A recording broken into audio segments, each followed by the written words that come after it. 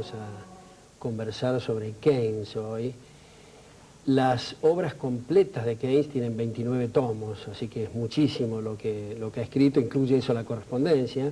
Dicho sea de paso, en las obras completas de Hayek hay un tomo que se llama Contra Keynes, que son las correspondencias entre Hayek y Keynes. Él estudió en Eton y después se graduó en la Universidad de Cambridge, estudió en las líneas de Marshall y Pigou, y él participó en las conferencias de Bretton Woods del 44-45, donde se creó el Fondo Monetario y el Banco Mundial, y todos los problemas que estas instituciones crearon, que hemos comentado en otras reuniones. Pero hay varios ejes centrales en Keynes, ¿no?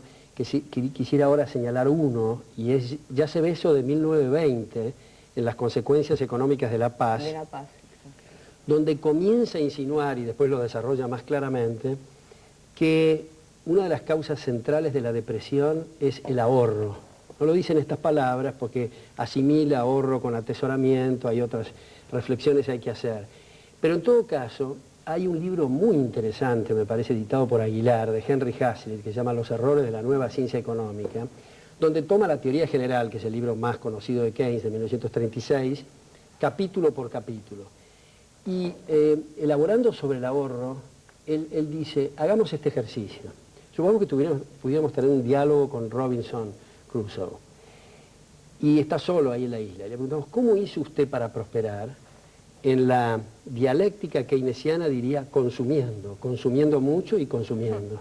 Entonces, Hazlitt elabora y dice, precisamente, la forma de enriquecerse es primero producir y luego consumir menos de lo que uno produce para poder ahorrar, y el destino del ahorro es la inversión, lo cual aumenta la productividad y permite en un segundo periodo tener mayores ingresos y así sucesivamente.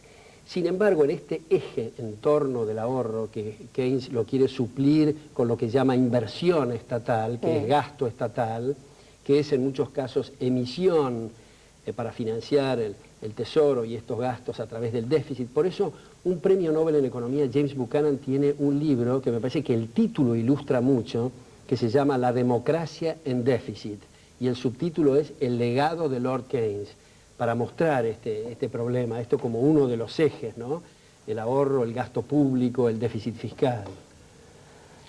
Estaba viendo las palabras, la influencia que ha tenido Keynes en cuanto a la terminología, ¿no? Todavía actualmente en economía se habla de políticas públicas activas, por ejemplo.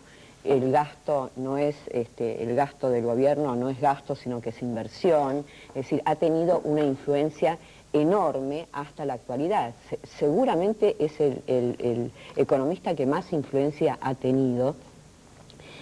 Y me llama la atención porque cuando empiezo a leer a un autor y me parece mal todo, trato de seguir la teoría de Popper y trato de encontrarle cosas a favor, porque si no es muy fácil, todo lo adapto a lo que yo pienso.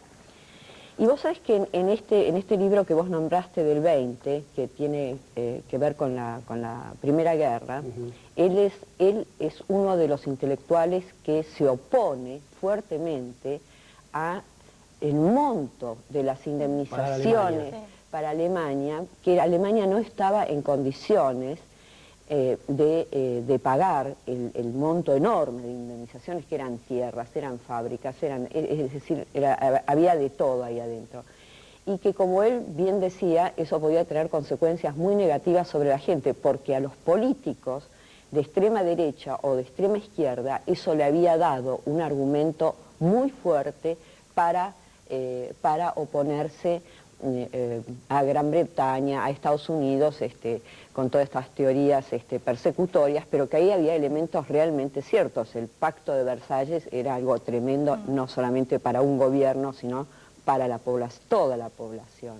De manera que eso también está en este libro, que él nace a la escena política en realidad en 1920. Claro, y fíjate que tal vez conviene tomar un minuto en esto, otro de los ejes centrales que está muy en actualidad. Algunos lugares más o menos irrelevantes, como el actual presidente de Haití, lo elaboró hace poco el ministro de Planificación y Desarrollo de Chávez, y entre nosotros hay algunos que han elaborado sobre la siguiente tesis, que es tomada de Keynes, aunque estos autores eventualmente no sepan que esa es la fuente, pero es lo siguiente. Supongamos que hay una situación económica donde hay capacidad ociosa, o sea, fábricas instaladas con todo el instrumental, pero no está produciendo en ese momento. Conviene de paso aclarar que si no está produciendo es por una de dos razones. Si es un mercado abierto es porque la gente consideró que tienen prioridades otras cosas. Suponete, traje de baños en Alaska, la gente no los compra, por eso se instaló la capacidad ociosa, pero no lo compra. La segunda posibilidad es que los gobiernos hayan intervenido y esa empresa era una empresa eficiente, pero dejó de ser eficiente. Ahora, ahí está la capacidad ociosa. Este es el razonamiento y que se ha hecho en nuestro medio, en algunos artículos publicados últimamente, y es esto. ¿Por qué el Banco Central no emite y le da a la empresa que tiene capacidad ociosa recursos para que pueda producir? Si alguien llegara, dice estos autores, a levantar la mano o a contraargumentar diciendo, pero eso va a producir inflación, la respuesta es no va a producir inflación porque va contra bienes.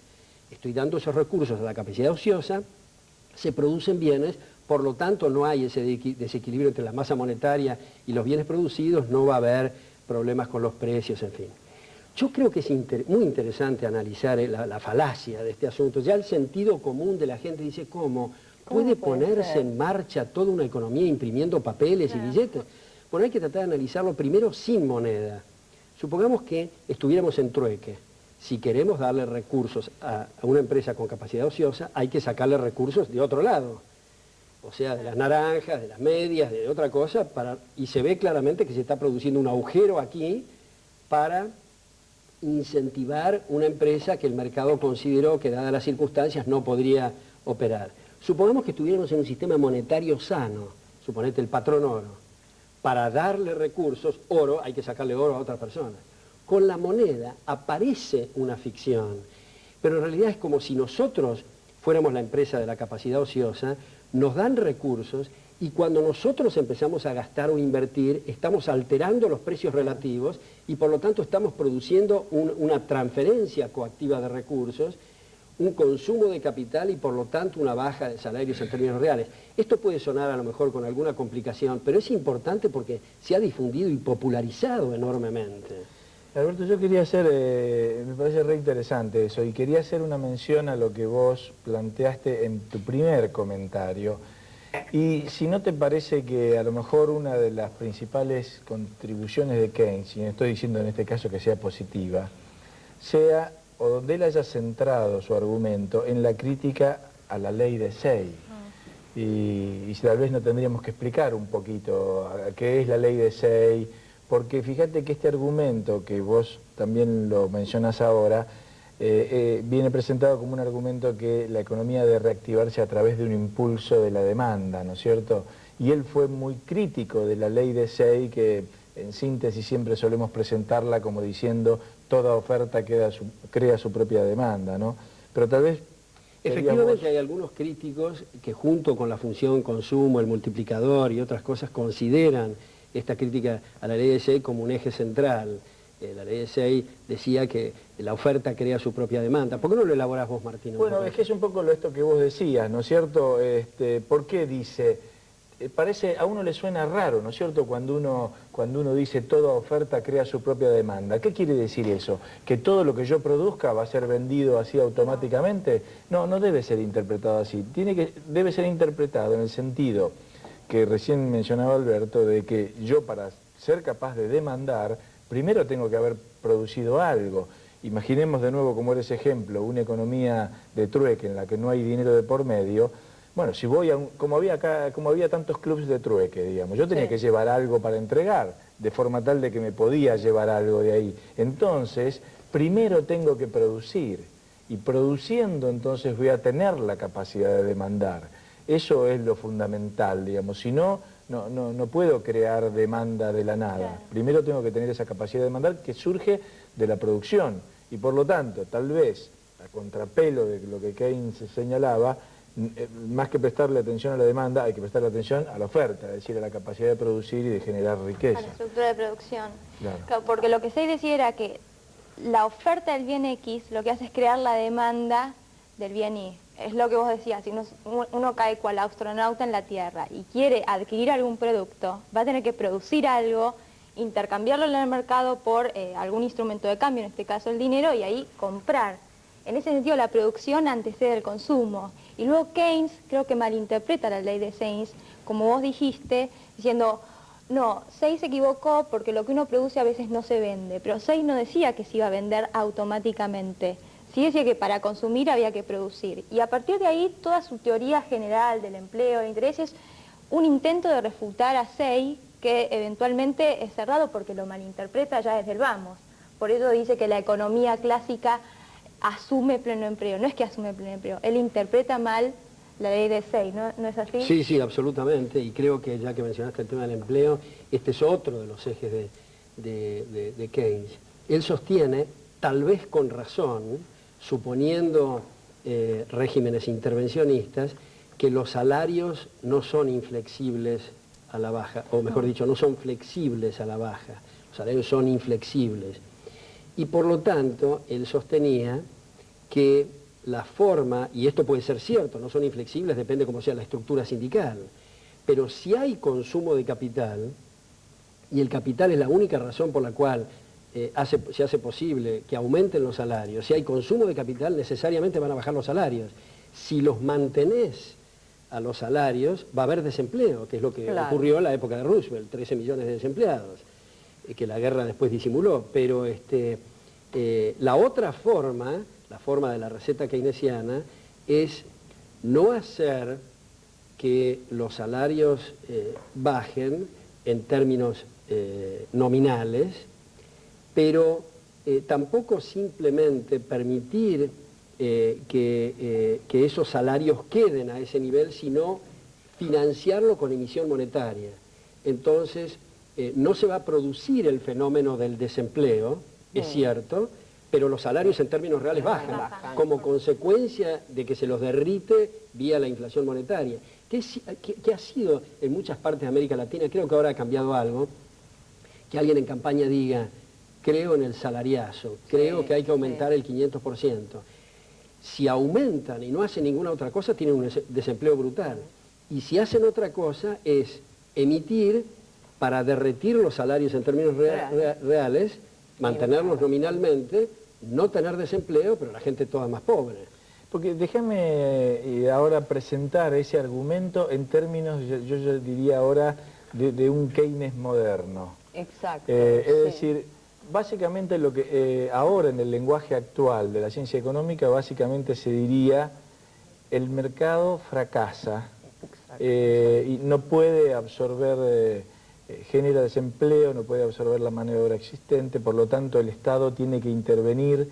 Y eso es lo que uno ve, por ejemplo, en autores más modernos, pero inspirados en Keynes, como Stiglitz, por ejemplo, que presentan este argumento de que acá hay un fracaso del mercado y se le atribuye un fracaso al mercado cuando en realidad lo que hay son trabas para que el mercado precisamente funcione. Porque si todos los precios bajan, la verdad es que no habría ningún problema en que los salarios bajen. La gente no perdería poder de compra. El salario sería más bajo, pero la leche sería más baja, el pan sería más bajo y así sucesivamente. No necesariamente se empobrece la gente. Si los salarios no bajan, quiere decir que hay algo que está impidiendo su baja, y eso no es el mercado, sino que normalmente es el Estado, ya sea porque impone salarios mínimos que impiden que el salario se ajuste de esa forma, o porque le otorga ciertos privilegios a los sindicatos en negociaciones salariales que también hacen que el salario no ajuste hacia abajo. Entonces se le atribuye, digamos, al mercado un fracaso que en realidad es su falta de funcionamiento por algún tipo de intervención, ¿no? Claro, a mí se me ocurre a raíz de lo que vos decís, Martín, que si hay algo por el lado monetario, por ejemplo, que se apreció la moneda, pueden bajar los salarios y los precios y sin tener, simplemente es un tema de precios relativos y de cambios nominales y no hay cambios reales. Pero si los salarios bajan como consecuencia del consumo de capital, efectivamente hay más pobreza. pero esto no es consecuencia del capricho de permitir que los salarios bajen, sino del consumo de capital, ¿no? Ahora, el tema del empleo, vez pasada también lo mencionamos, es que me parece interesante subrayar que los recursos son escasos, que las necesidades son ilimitadas, que hay todo por hacer, que falta siempre trabajo, pero si, como decía Martín, se establecen impuestos al trabajo o vallas de distinta naturaleza, entonces si el salario de mercado está a 4 y por los decretos se ponen a 8, la gente que más necesita trabajar está desempleada. Claro. Acá no hay tutía de Esa es la gran discusión, a mí me parece, en la actualidad, ¿no? Es decir, que las demás cosas de Keynes todavía, sí, es cierto, se discuten, pero casi no se defienden con demasiada seriedad. En cambio, esta cuestión de los sindicatos, de la visión de la función de los sindicatos, en el caso del liberalismo o en el caso de Keynes, es totalmente distinto, porque uno lo relaciona con la tasa de capitalización y con la productividad, entonces pueden aumentar, pero es razonable que aumente, es decir, si aumentan. En cambio, el otro tienden a fijar salarios mínimos que están por encima del valor de mercado, y eso la brecha lo que produce es las hambrunas generalizadas que vemos en Latinoamérica. Y déjame darte un pequeño ejemplo de a dónde te lleva eso, porque como los salarios serían inflexibles a la baja, entonces sucede, como nos pasa aquí, que deciden, bueno, realizar una brutal devaluación de la moneda, porque esa es la forma de hacer que los salarios bajen y ajusten a la baja. Claro. ¿Te das cuenta? Y hay otro eje central, otra especie de mito, me parece a mí, y es que la crisis del 30 fue una crisis del capitalismo y Keynes vino a remediarla. Las dos cosas son falsas, porque en realidad la crisis o el gran crack de los años 30 se produjo como consecuencia del abandono del patrón oro clásico, de los acuerdos de Génova y de Bruselas de los años 20, que permitieron el boom de los años 20 y hicieron que se produjera esa crisis que arrastró a todo el mundo, porque la mayor parte del mundo ya estaba prendido en ese sistema, que lamentablemente se denominó patrón oro cambio, digo lamentablemente porque no tenía nada de patrón oro, pero que básicamente significaba que la gente que tuviera dólares no podía reclamarle a Fort Knox el oro, y eso permitió que los papeles verdes llamados oro, llamados dólares, se imprimieran y produjeran ese boom primero y después el crack. Y al mismo tiempo, al imprimir dólares, estaban imprimiendo, si cabe esta expresión, reservas para la banca central extranjera, ya creada. Ahora, esto está vinculado con que Keynes apareció y resolvió el tema, básicamente, entre uno de los capítulos, a través de las obras públicas. Eso es interesantísimo. Y acá me gustaría detenerme un minuto en esto de las obras públicas, porque otra vez... A ver, explícame por qué dicen que con obras públicas se reactiva. ¿Cómo puede ser eso? Bueno, yo diría, lo primero es que nosotros, que estamos criticando esto, no tenemos nada en contra de los puentes, ni de las estatuas, no, ni pero de más bien que no, si las admiramos y las usamos. Claro, pero sí objetamos que se tome la estatua o la carretera como algo reactivante. ¿Por qué como algo reactivante? Porque si hay que hacer esa estatua, ese puente, esa carretera, hay que sacar recursos de otras áreas. Y al sacar recursos de otras áreas, quiere decir que se está alterando la prioridad que la gente establece. Suponete, en vez de invertir en manzanas, se están invirtiendo en pavimento. Entonces te dicen enseguida, pero le das trabajo a la gente. Entonces baja la desocupación y entonces se incrementa la demanda. Bueno, está bien, es interesante este segundo capítulo y es esto. Supongamos que cuando se hace la obra pública hay un gran desempleo. La pregunta es de nuevo, ¿por qué hay ese desempleo? Porque los impuestos al trabajo y las trabas son más altas que lo que permite las tasas de capitalización para esos salarios. Ahora, ¿cómo va a emplear el gobierno? Dando más salarios que los salarios de mercado. ¿Y quién va a pagar esos salarios? La gente. Y otra vez hay una mala asignación. Claro. O sea, para resumir, si se quiere resolver el tema laboral, debe liberarse el mercado, liberar a la gente que haga arreglos contractuales libres y voluntarios. Nunca así va a haber desempleo. Pero se puede decir, eso no quiere decir que los salarios sean altos. Por supuesto que no. Los salarios van a ser altos según aumente la tasa de capitalización, que es otro tema y a su vez depende de marcos institucionales. Pero también hay otra cosa con la obra pública, que se puede decir, no, pero perdón, yo no pienso, dice el gobierno, sacar más impuestos o más recursos a la gente. Con los mismos impuestos y recursos que tengo, los quiero racionalizar y quiero invertir acá. Si la intención es reactivar, lo que debería de hacer es disminuir alícuotas e impuestos para liberar recursos para que la gente reasigne. Claro, que me devuelvan la plata para que yo pueda consumir. Exactamente. Porque hay que desterrar el mito de que es el Estado no puede hacer nada que no haya quitado anteriormente de otro lado, es decir, de los privados, o sea que solamente redistribuye recursos coactivamente y en general tiende a sacar recursos donde se están aplicando productivamente a lugares improductivos, porque si va a hacer algo donde no se había hecho es porque la sociedad pedía otros bienes. Porque el tema de las obras públicas en el ámbito de estas ideas incluso va más allá a punto tal de no importar la utilidad misma de la obra pública. Podría ser bueno desde ese punto de vista, claro, si es nada más que para generar trabajo. Una pirámide. Un puente en el Sahara, Él decía, por ejemplo. Keynes, armar Bueno, pirámides. ese famoso ejemplo de mandar a enterrar y desenterrar botellas, Sí, ¿no es sí. cierto? No importa Genera la trabajo. utilidad, claro. Genera capacidad de consumo, supuestamente esa gente va a ir después al almacén a comprar algo, ¿no es cierto? Aparte, esa idea de reactivar la economía a partir de la demanda efectiva, como él decía, es hasta contraintuitiva. Porque uno en épocas malas, ¿cuál es la idea? Que se tiene que ajustar el cinturón. ¿Cómo uno está pasando por una crisis y le dice, no, mire, gaste, que así va a salir de... Por eso a mí me encanta cuando Mises dice que es convertir piedras en pan, ¿no? Sí. Es decir, esa es la sensación que a uno le da. Es decir, fuimos todos tan imbéciles durante todo el desarrollo de la humanidad y lo estuvimos esperando a Keynes para que venga y nos diga cómo se transforman piedras en pan, ¿no es cierto? Y ante los reiterados fracasos, sin embargo, como bien dice Alberto, lo ha dicho tantas veces, sigue habiendo grupos de ustedes, economistas, siento mucho decirlo, que siguen siendo, que siguen estando a favor de estas teorías, ¿no es cierto? Bueno, yo voy a decir una a favor de Keynes. La verdad que es una frase que incluso nos gusta citar, y es aquella que en términos muy resumidos dice que detrás de la voz de cada político hay un economista muerto o difunto hace varios años, ¿no? Muchísimo. Samuelson, en su libro, en uno de sus reportajes, dice que a él no le importa qué políticos dicten las leyes en un país si él puede escribir el manual de economía. Claro.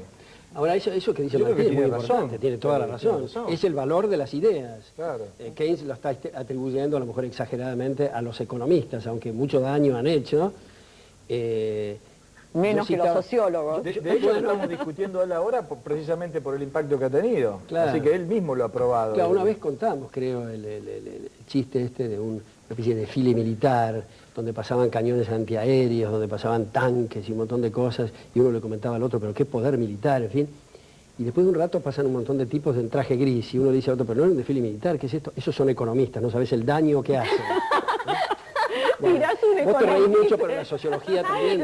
Yo reconozco. El premio Nobel, él dice que no había tanto para festejar porque los economistas son como exocet, los sociólogos también son misiles. Pero es interesante lo que dice Martín de esa cita de Keynes, porque Keynes, no importa ahora si estaba errado o acertado, me parece que pone el dedo en marcar la importancia de las ideas.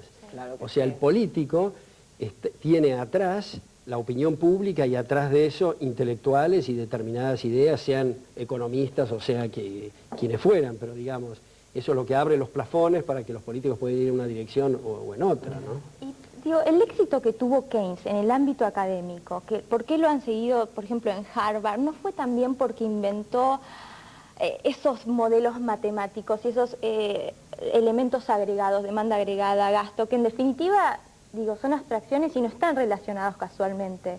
Claro. Por eso la superioridad para mí de la economía austríaca, que dice, bueno, los agregados de la economía neoclásica no están relacionados de manera causal, lo que sí es inteligible son los actos de los individuos. Por eso no hablan de producto bruto, sino que hablan de estructura de producción, y tampoco no hablan de nivel general de precios, sino de precios relativos. Y eso, digo, no sedujo todo eso Sí. que parece tan difícil. Perdió prestigio, ¿no? Perdió prestigio. Los agregados, es cierto, y es un punto muy importante a elaborar, a lo mejor alguna vez podemos dedicarle una reunión a eso de los agregados, pero en rigor de verdad no hay modelos matemáticos en los trabajos de Keynes, ¿no? Esos son keynesianos, digamos, y Son aplicaciones. los keynesianos, Sí. él no. Sí. ¿no es Y cierto? además en las universidades tal vez haya algún grado de reactualización ahora, pero perdió mucho del predominio que tenía, sobre todo en la década del 70, cuando aparece el fenómeno este de la stagflation. Sí, ¿no? pero como nosotros siempre estamos atrasados, digo, en América Latina.